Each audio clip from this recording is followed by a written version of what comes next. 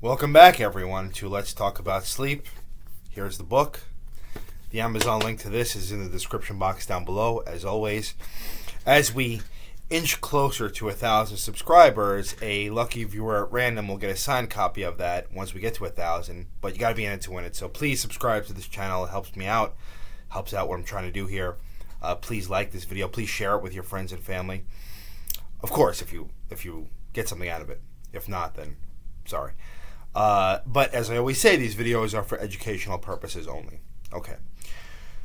So what I want to talk about today is a recent development in the world of melatonin. Okay, and if you watch this channel, you know I actually do believe in melatonin quite strongly. Melatonin, for those who don't know, it's a hormone the brain makes naturally, and it usually starts getting produced or released when the sun goes down in natural environments, natural situation, I should say.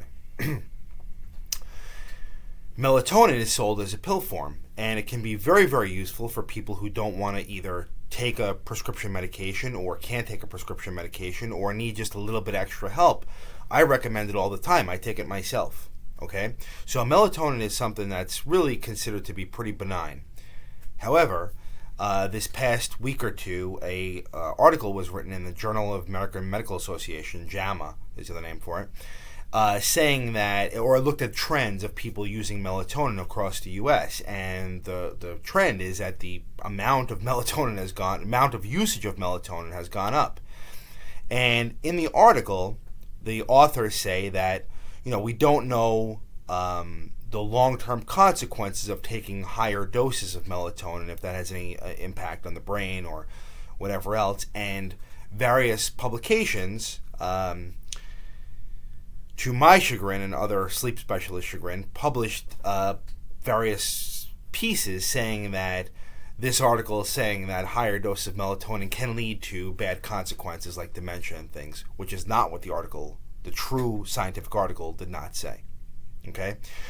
So, I got a lot of messages, as you can imagine, saying, well, what do you think about this? And I'll tell you what I tell them, okay? And this is, again, just my opinion.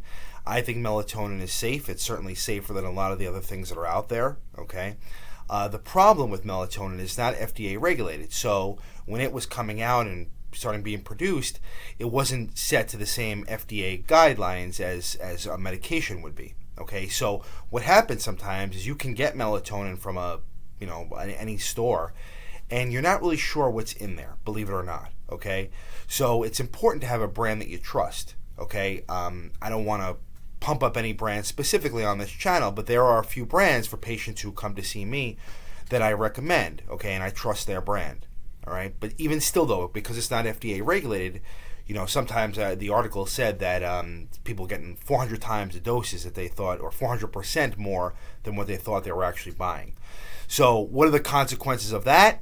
We don't know, all right? But in usual doses, 1, 3, 5 milligrams or so, usually we consider melatonin to be pretty safe in adults, okay? So take that for what it's worth. In children, there's some data that taking melatonin can cause some hormonal changes, but again, that's not really well studied or well known. So I see adults, so this is only for adults what I'm saying here today. But this article came out, and these kind of things happen every now and then, and especially in the sleep world, and it gets people all shaken up and worried unnecessarily. Yes, if you're taking 20, 30 milligrams of melatonin, I don't think that's a good idea, okay, and I think that there's probably diminishing returns at that point, but usually in my patients, I go as high as 10, and we all consider that to be pretty safe, okay, so take that for what it's worth.